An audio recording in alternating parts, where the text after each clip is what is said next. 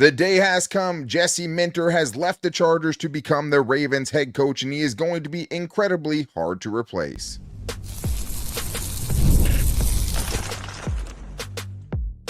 You are Locked On Chargers, your daily podcast on the Los Angeles Chargers. Part of the Locked On Podcast Network, your team every day.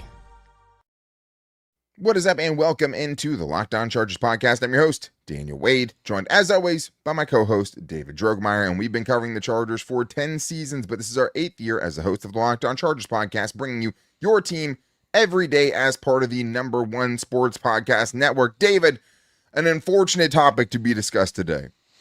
Yeah, unfortunately, it was something that we all knew was going to happen, and it went, and he went to the place we all knew he was going to go. Obviously, Jesse Minter leaves the Chargers and goes to be the head coach of the Baltimore Ravens, and he is going to be sorely missed. He was one of the best defensive coordinators that the Chargers have had. And we're going to get into all of that, including the Chargers kind of missing their window to do something special while he was in Los Angeles, but we're also talking about the two key internal candidates to watch as far as who could get the job, and then we'll talk about 3 of the most likely candidates externally that could take the Chargers defensive coordinator job, including one that they've already requested to interview, Aubrey Pleasant from the Los Angeles Rams. But today's episode is brought to you by FanDuel. FanDuel is officially in playoff mode. Every game day during the NFL playoffs, FanDuel is giving customers even more ways to get on the action. Visit FanDuel.com to get started. David, since we've covered this team, I think pretty unequivocally, Jesse Minter is the best defensive coordinator that we've seen from the Chargers. I mean, the only other defense, generally speaking, that was close to that was that 2018, Derwin James led, Melvin Ingram led Chargers defense under Gus Bradley that was very good in that time, but nothing schematically the way that Jesse Minter was able to do it. Like, Jesse Minter is kind of what we hoped Brandon Staley would be, frankly, right? He was that guy. He went into this coaching cycle outside of John Harbaugh. I don't think there's another guy, maybe it's Kevin Stefanski, that you would say was clearly a cut above what Jesse Minter was going to bring. But as soon as John Harbaugh got fired, we both said it, hey, unfortunately, that could mean that Jesse Minter is done now with the Chargers. We know that, the only real possibility is if they wanted to get completely kind of away from the Jim Harbaugh, John Harbaugh tree, right, and just go in a completely different direction or maybe go offensive-minded. But it is official now. Our worst dreams have come true on that side. Something that's expected, but obviously, until it happens, you're holding out hope. Of course. Yeah, I mean, you always want to keep your good coaches. And for everybody who watched the Chargers, it was abundantly clear that Jesse Minter had that defense humming. And not only, did they have success with the stars, right, and resurrecting the stars' careers, but he was able to get the most out of players that have been cast aside, that were left inactive. They come to the Chargers, and he maximized and got every single ounce of talent out of them and was able to have them put that on the football field. I mean, the Chargers defense, #1 in points per game allowed in 2024, and also a very solid 8th in points per game allowed in 2025. Both really, really good defenses just across the board. Really, really sad that Jesse Minter is going to be gone because his defenses were extremely well prepared, very exotic, very hard to figure out, and I don't know how they're going to be able to replace a guy like Jesse Minter. I think the other thing, too, is just to your point, collectively always better than the sum of their parts, right? Like, he was constantly squeezing every ounce of talent he could get out of this defense, and having good defenses even in back-to-back years is incredibly hard to do. But Chris Rim had put this out: 3rd in points per game allowed over the last 2 years, 5th in passing yards allowed, 7th in yards allowed over a 2-year span. Like, he was great, and a lot of that was because of how much he got out of these players. And not only that, but when guys got injured, you saw guys be able to go in there and seamlessly fit into what seemed like a pretty complex defense from the outside. And you could tell the relationships that he had there and the coaching that he instilled in the players to even disperse amongst themselves was just at a different level to keep getting the production they were able to get. And I can't blame him, man. That's the hard thing. Like, I'm happy for Jesse Minter because he deserved it. it. And you're talking about, a Ravens team that's only had 3 coaches since 1996, and both guys have had it for 9+ years. The last 2 guys, including John Harbaugh, 15+. So like the job security there was too good to pass up for sure. Maybe he would have left for the Browns or the Raiders, but this one was just a done deal. Like it was such a no-brainer for them. They're getting an excellent coach, but also like with Jesse Minter, to be able to get what they got out of the players was just what made him special. And to be able to, bring back someone like a Derwin James, while also the team didn't invest anything into your side of the ball, man. Like the last 2 years, the first 2 rounds of the draft, the Chargers spent on offense both times, right? Both picks in both years since Jim Harbaugh took over, they've gone offense in rounds 1 and 2. He was getting kind of guys who needed to have bounce back, guys who were playing not well in other teams and able to turn the defense into what it was, and which I even thought was better this year than it was last year. And I think now the next part of it is getting ready to have him raid your staff and your players, because now you have a landing spot for those guys to, potentially take promotions in Baltimore. Yeah, this is the other unfortunate part of this, right? It's not just going to be Jesse Minter. It's going to be Jesse Minter and probably several assistant coaches. It's going to be a couple of players that, found their best, with Jesse Minter being their coach. And it's hard to, to fight against that, right? You want to go where you're going to be maximized, where you are going to get the most out of what you do. And I think Jesse Minter proved that. I mean, guys like, Derwin James obviously restored him back to prominence, 2-time second-team All-Pro under him, got Poona Ford paid, got Christian Fulton paid. Benjamin St. Juste was fantastic this year under him. Tier Tart excelled very much so in his system. Obviously, the biggest and most recent example of that is Odafe Owe, who the Chargers traded from the Baltimore Ravens to the Chargers, and he went on an absolute tear. And I think you have to be naive to think that Jesse Minter didn't play a huge part in why he was able to resurrect that level of play from Odafe Owe, and is going to get him paid big bucks too. Yeah, and like the thing is, the Chargers, 2 best internal candidates we're going to talk about as far as Steve Clinkscale and also Mike Elston, like whoever, if you don't promote from within, those guys are gone. Whoever you don't pick is probably gone to be his defensive coordinator, more than likely, you would think. But yeah, I hope Odafe Owe, after getting traded from the Ravens, doesn't want to go right back there, even though obviously he was great with the Chargers after that. But I would say that, this is what always happens. And to an extent, like when you hire someone like a Jim Harbaugh, who's a leader of men, doesn't bring a specialty on either side, the success that he had in Los Angeles was always going to be somewhat based on how he was going to be able to replace guys like Jesse Minter, and the fact that he's been able to do it before losing good coaches and being able to replace them and even improve upon them in a lot of situations. But at the same time, it's hard to sit here now, and we kind of knew this was the case even when Greg Roman was fired, going into 2026 with 2 brand new coordinators, right? And obviously, let's see the Mike McDaniel deal get done here anytime. Clint Kubiak next week, please take that job in Las Vegas. I'm tired of thinking about it. I know we just put out a show that we weren't concerned, and I'm not at this point, right? Because you're not seeing either of them interview either new offensive coordinators, right? Or Mike McDaniel go and do more interviews, it's just irritating. Second interview. But it's just like, man, it's not going to feel good until it's done. But at the same time, like, it feels like the Chargers kind of, by hiring Greg Roman, David, it's hard to not feel this way, kind of missed their 2-year window that they had with Jesse Minter, because they knew it was always going to be a rental. Yeah, for sure. I mean, I think with this football team, you saw Jesse Minter be able to elevate all of those defensive players on that side. And you just weren't going to get that from Greg Roman. You thought you were going to get at least a really good running game, but even that really wasn't there. That didn't even really materialize. So, yeah, I don't know how you could help but feel like this was a couple of wasted years. Not only was it a wasted years of a really, really good defensive coach, like a guy that was always destined to be a head man, but you wasted 2 years of Justin Herbert too, with a really, really good defense. And yeah, they have a good structure and they have some good pieces on that side of the ball, but there's absolutely no guarantee that they're going to be able to get even close to that level of play. Once again, we don't know, right? That's why finding the next defensive coordinator for the Chargers is going to be such an important hire. Yeah. This is going to be a big offseason where you're going to have to replace your offensive coordinator and your defensive coordinator, and hope that you're going to be able to find at least equivalent or close to that of what you got from Jesse Minter, and that's just hard to believe at this point in time.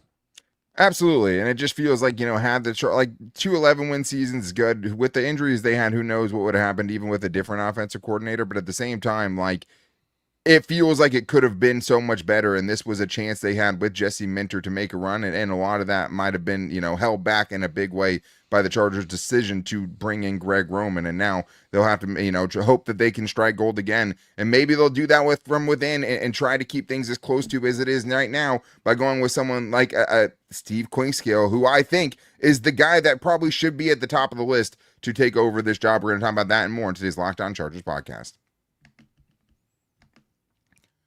Tax season doesn't have to take over your life. This year, TurboTax is making it easier than ever to just hand things off and move on with your day. With TurboTax full service, you can have your taxes done for you by a trusted local expert start to finish without the stress or the guesswork. Instead of spending hours trying to figure out forms, you can meet with a local TurboTax expert in person or connect online, and they handle everything from W-2s to self-employed forms and work to get you every deduction. You can upload your documents, go about your day, and get updates right in the TurboTax app. It's a huge time saver and gives real peace of mind knowing an expert is handling it. For a limited time, you can have your taxes done by a local TurboTax expert for just $150 all in. If a TurboTax expert didn't file for you last year, just file by February 28th. Take taxes off your plate and get back to your life. Visit TurboTax.com/local to book your appointment today.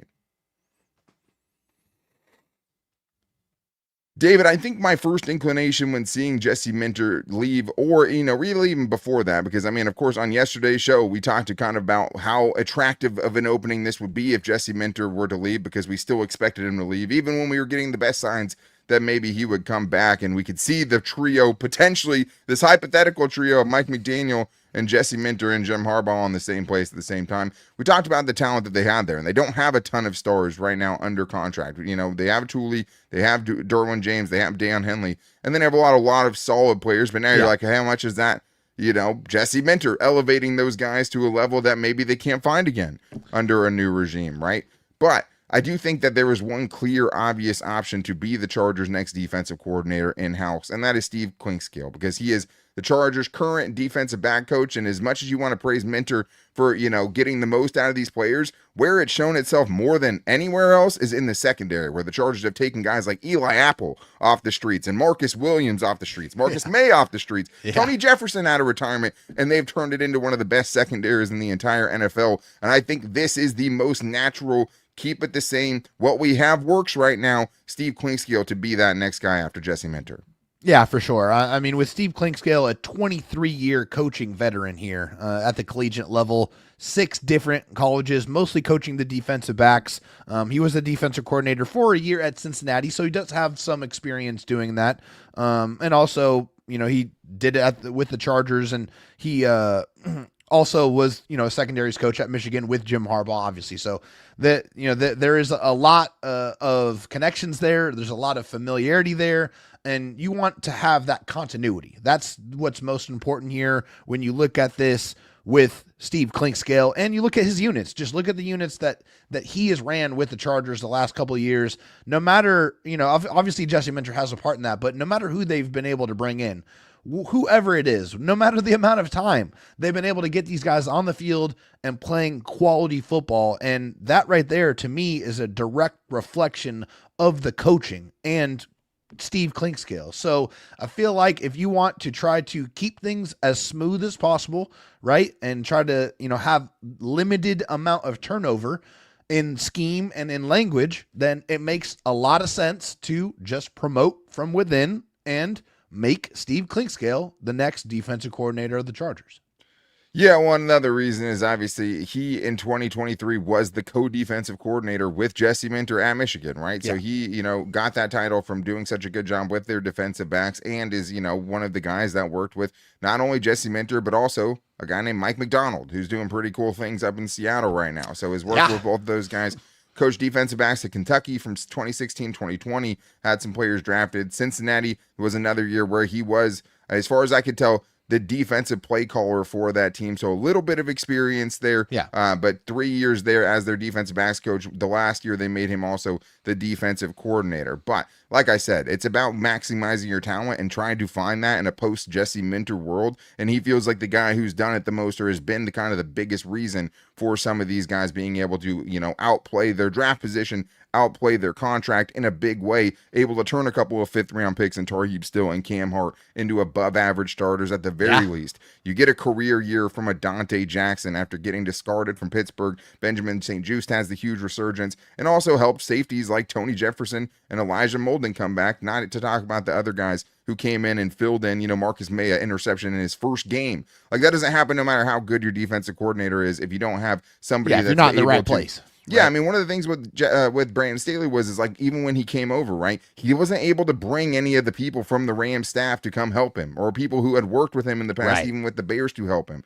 And what we saw was just such a disjointed effort from him to these other coaches, and why you saw so many defensive breakdowns and busted coverages. And And things it just looked like players just didn't know where they were supposed to be, and it was obvious from just watching them. And where the Chargers have been best in this last 2 years defensively, getting a little bit more specific about it, is them against the pass and the way they've been able to kind of shrink things on the other side. 2025, 5th least passing yards allowed. They were 3rd in pass touchdowns allowed, 3rd in interceptions, 1st in passer rating allowed, and 8th in EPA per dropback from opposing quarterback. So that has been where their specialty is. He feels like the natural heir apparent to Jesse Minter. Now, Jesse Minter was a special play caller, right? For That sure. is something that we don't know about. But if you're talking about guys who haven't done it, who have a chance to show they can do it internally and keep things close to the same without trying to kind of disrupt the roots that you've put into place, feels like Steve Clinkscale is that guy. And I mean, that's who I'd be trying to get, because if it's not, he's probably going to go be Jesse Minter's defensive coordinator. I'd almost guarantee it if you're not making him your own. But you're probably going to lose one of these guys, and the other obvious candidate here is Mike Elston, who is the Chargers defensive line coach, a guy, again, who has done a lot with what he's had to work with the last couple of years. Oh, yeah, and obvious Michigan ties here. Mike Elston actually played outside linebacker at Michigan, so he is a Michigan alum. Also, he's coached for 27 years, so he has been doing this a long, long time. Pretty much half of his life he has been a coach. He went to Central Michigan to coach the defensive line in 2004 and added co-defensive coordinator duties in 2005. So he does have a little bit of experience as an actual defensive coordinator, although most of his experience is as a defensive line coach. He has also done some special teams and linebackers as well. He was at Notre Dame also from 2010 to 2021. So Mike Elston, you look at his unit, the defensive line the last couple of years had, where we really thought it was going to be a detriment, it was going to be a negative, that we thought it was going to be a position group that they needed to add more to, that we were seeing, hey, that's something that should be a little bit concerning, and we were dead wrong. We were dead wrong about that. Jim Harbaugh said, hey, I'm not worried about the defensive line, and he was right. They were fantastic. Mike Elston's unit was phenomenal. You got great play out of the interior defensive lineman. Poona Ford, again, another guy who got paid because of what he was able to do with that Chargers defensive line. And Teair Tart, a guy I want the Chargers to bring back, who didn't really get much of an opportunity. He's been a star for the Chargers on the defensive line. So his unit, the edge rushers, that whole defensive line unit was way better than we ever expected it to be, and you have to give credit where credit is due, and of course, that's with Mike Elston. It somehow, made Jerry Tillery a good enough prospect to be taken in the first round by the Chargers. Wait, that wasn't a good thing. No, I mean, Poona Ford is the biggest example of Poona Ford wasn't Poona Ford before he got to the Chargers, and then, I mean, he's been one of the best interior defensive lines since then. But even when he was at Michigan, right, even the last couple of years, getting Kenneth Grant drafted in the first round, Mason Graham, right, a top 5-6 pick, Chris Jenkins, Mozzie Smith, and a lot of those guys haven't necessarily made that transition to the NFL level yet and had that kind of performance, which kind of shows you how much more this guy was getting out of him than other guys have been able to do in the league so far. But yeah, I mean, it's not just guys like Poona Ford. It's Jamar Caldwell, right? Getting him up to speed to play such a huge part in your defense as a rookie, as a pretty raw prospect, getting Jamar Caldwell to do what he was able to do, right? Help unlocking the potential of Teair Tart. And also, just the Chargers putting such minimum resources into this, right? Like they haven't drafted anyone. I mean, the only guy they've drafted really for that is Jamari Caldwell and Justin Eboigbe. And I think if you're talking about seeing development, how does he develop guys? There's no bigger case of that than Justin Eboigbe, right? Who is, easily one of the Chargers' most example improved number players. one. And was top 10 amongst interior defensive linemen at sacks at his position. Came out of nowhere. So that's the other thing. You're still going back to, can he call plays? Can he do this? Can he do that? Like, you're going to have to take a chance on some of these guys potentially. If you want to go internally, you don't have defensive play callers on your staff, but you've already had to replace Navarro Bowman. Like, these are two guys, if you don't make them the guy, they're going to end up leaving and probably joining Jesse Minter in Baltimore and giving you even more, positions that you have to fill. So if you're going internal, I think those are the biggest, names for sure to watch out for. And Steve Clinkscale, the number one in the pole position right now. But if you're talking about external candidates, the Chargers have already given us one. They've already requested an interview with Aubrey Pleasant from the Rams. We're going to talk about a couple other guys that might make perfect sense as far as external candidates and more in today's Locked On Chargers podcast. The NFL playoffs are in full swing, and there's nothing like being at the game. The crowd noise, the energy, cheering alongside other fans, watching it at home is great, but being in the stadium is different. The frustrating part has always been getting tickets, waiting in queues, and dealing with logins and watching prices change right at checkout. That's why Game Time gives the advantage back to the fans. It's the hack for unlocking amazing NFL tickets and experiences in just a few taps. The app is incredibly intuitive. Browsing, comparing, and buying tickets took just minutes. And one of my favorite features is the ability to be able to see the view that you're exactly going to have from your seat. Because if you're going to make a big time commitment like this to have this kind of experience in a big game, you want to make sure all of these things are taken care of, which is great about Game Time because the fees are included up front. So the price you see is exactly what you're going to see, what you're going to pay. And knowing your tickets are backed by the Game Time guarantee gives you a real peace of mind. Take the guesswork out of buying NFL tickets with Game Time. Download the Game Time app. Use the code LOCKEDONNFL for $20 off your first purchase. Again, that's LOCKEDON NFL for $20 off your first purchase. Terms apply. Again, create an account. Redeem the code LOCKEDONNFL for $20 off. Download the Game Time app today and get back to being there live.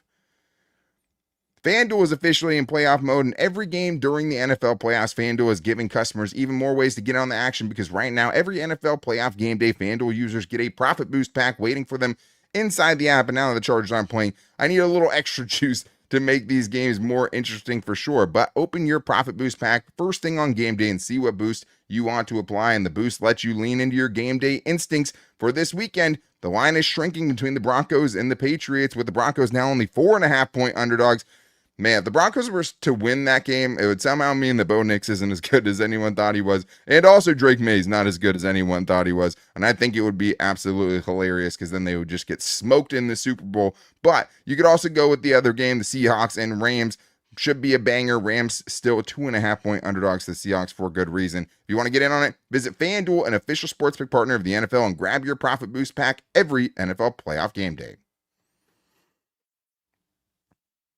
David, we've talked about the top internal candidates, and it is great to know that, like, unlike offensively in a lot of ways, like, if you want to stay in-house defensively, you can do that, and you have guys that would absolutely be worthy of taking that job over, and you feel like it at least get close to kind of replicating what Jesse Minter was able to do. Now, the Chargers have told us in their press conference with Jim Harbaugh and also Joe Ortiz that they're going to be externally and internally going in to look at their defensive coordinators, which, Rooney Rule-wise and for other reasons, you're almost always going to have to try to find, external candidates to at least interview for the job.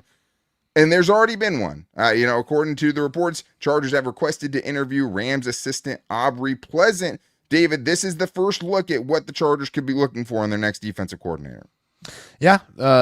2025, the Rams defense ranked 10th in points allowed and 5th in total takeaways. And also, apparently, this isn't the first time that Jim Harbaugh has tried to hire Aubrey Pleasant. Per Trevor McHugh, Coach Harbaugh tried to hire him at Michigan. So this is something where, and this is obviously something we've seen a lot in Jim Harbaugh's tenure as a coach is, when he likes somebody, he might not get them immediately, but that doesn't mean it's going to stop his pursuit. So yeah, he's one of those guys that's going to get what he wants for sure. He's coached in the NFL for the past 13 seasons. So a lot of NFL coaching experience here. Spent time with Washington, with the Browns, with the Lions, and with the Packers. And he was the assistant head coach and defensive passing game coordinator for the Rams. So basically trying to, scheme up the defense, help scheme up the defense. That was, against the pass. That was pretty much what his job was, at least this past season. And, the Rams had a fairly decent, defense here in 2025. Obviously that took them all the way to an NFC championship game. So quality coach, a lot of experience, makes sense why the Chargers would want to bring him in for an interview. Yeah, and I mean, the funny thing is somehow randomly was on the offensive staff in 2013 in Washington. That is that infamous Washington staff that had obviously Mike McDaniel on it, had Sean McVay on it, also had Matt LaFleur on it, and of course Kyle Shanahan there. So I mean, that's just kind of one of those weird things. Staff. Maybe a Mike McDaniel recommendation. I can only hope that he's in their ears telling them something about this guy. But it was pretty cool. There's a clip out there. Rams safety Cam Curl was on a podcast recently and gave Aubrey Pleasant the credit for giving him the tell on the Bears offense that ended up with him getting the basically game-winning interception in that last game. So we have those meetings with AP on Saturdays where we saw a tell. They were showing us some of the things we could figure out from the formation and what they were going to run, and that's what led him to doing that. And that's just kind of one of those things you see in a lot of these great coaches. And not to say that he's going to be that. And Chris Shula, obviously, is the defensive coordinator who's going to get most of the credit for what they're able to do. But I thought it was cool that Cam Curl ended up calling him out specifically. But yeah, that's awesome.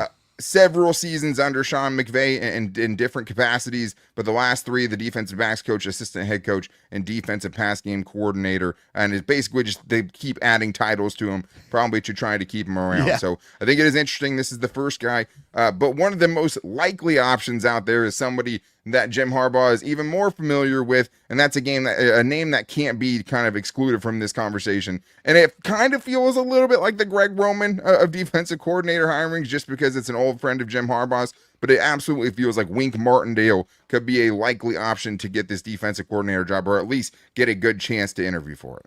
Yeah, I mean, one of the godfathers of the defense that the Chargers were kind of originated from, where the Mike McDonald defense came from, right? Wink Martindale, basically was the guy who started it. So, I mean, he was the defensive coordinator at the University of Michigan in 2024 and 25 when Jesse Minter left to go join Jim Harbaugh with the Chargers. Obviously, defensive coordinator for the Giants, and obviously this one here, the Baltimore Ravens from 2018 to 2023. So you always look at those connections. You always want to try to keep things, especially right now. I feel like this defense is one you want to keep. You want to try to continue to build on.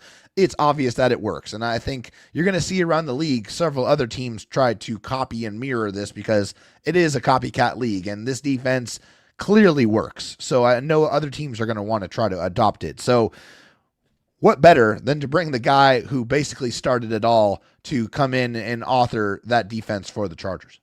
I mean, I think the big thing against it would just be like his last two NFL stints haven't ended great, right? Because like Greg Roman, he was let go by the Ravens, and the Ravens immediately defensively under Mike McDonald ended up turning into one of the best in the league and getting him the job in Seattle, right?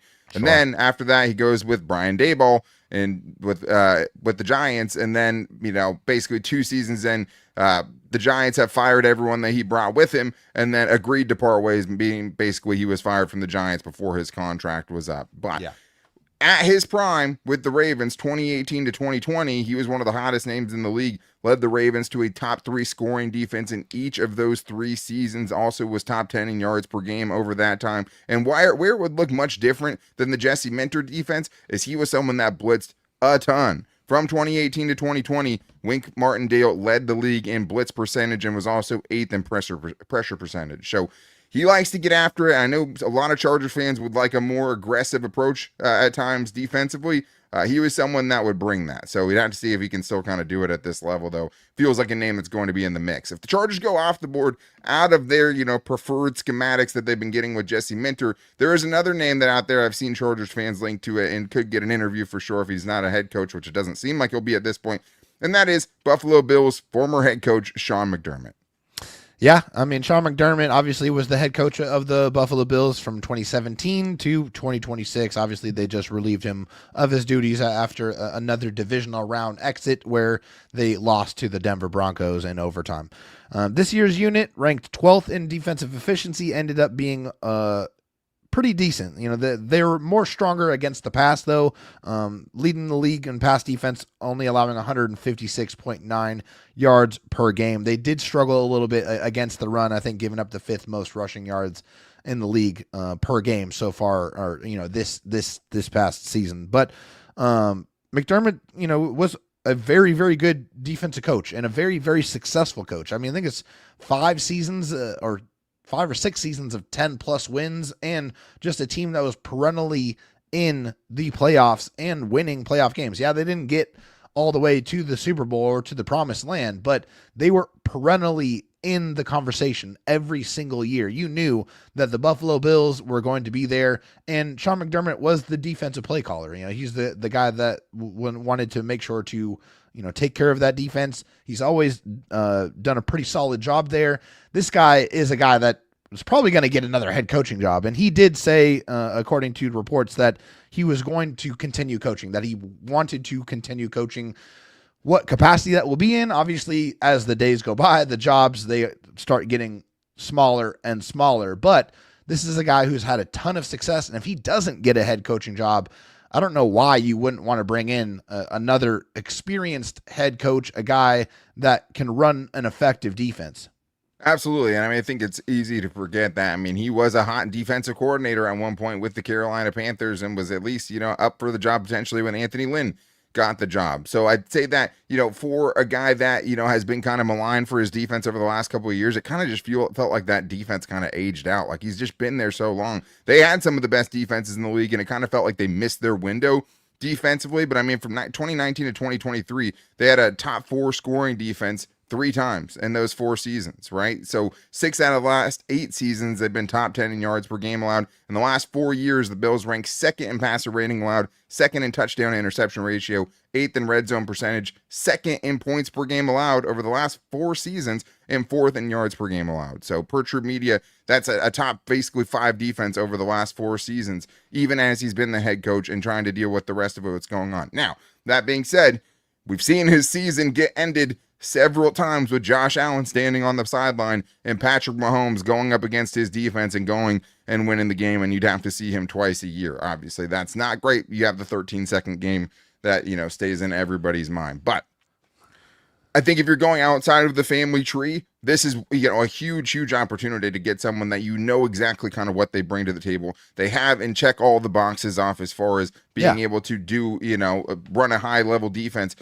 And you just have to wonder, you know, personnel-wise, do you have the guys, you know, that he would want as far as guys who he thinks could run his defense, because you're getting further away from what Jesse Minter was doing last season. But a big blow, obviously something the Chargers have told us they're preparing for, and it'll be interesting to kind of see how that works itself out. And you know that we'll be back here on Monday with the latest news, hopefully an official thumbnail with Mike McDaniel, of course, because that's going to be the biggest story until it's not anymore, right? And then we'll get into whoever else the Chargers are deciding to request to interview, or who they do interview, and see who starts to take the lead in this defensive coordinator search. But to make sure you don't miss it, go subscribe or follow for free on the Locked On Chargers YouTube channel, and listen wherever you get your podcast from, as well as finding the show every day on all of our social media, at Locked On LIC on Twitter, at Locked On Chargers on Instagram, and our Locked On Chargers Facebook page. If you want an ad-free version of the show on the audio side of things, you can do that now in the Locked On Everydayers Club for $5 a month. Everything will still always be free wherever you get your podcasts, and on YouTube as well. But if you want an ad-free version, you can do that and be part of the Locked On Chargers Discord channel as well. But we're going to be waiting with bated breath, guys. You know, we're right there with you. Like we said, until it's officially done, there's always going to be that small thing in the back of your mind. And the last thing anyone wants to see is the Raiders, right, taking Mike McDaniel and throwing a huge bag at him. So hopefully we just see him sign the dotted line, and that ends up being a done deal, because the guy there they really want reportedly is Clint Kubiak, and he can't get the job yet. So hopefully that remains the case. But you know we'll be here as the only daily Chargers podcast to get into all of the best and latest news. But until then, guys, we'll be back on Monday. Take it easy and go Bolts.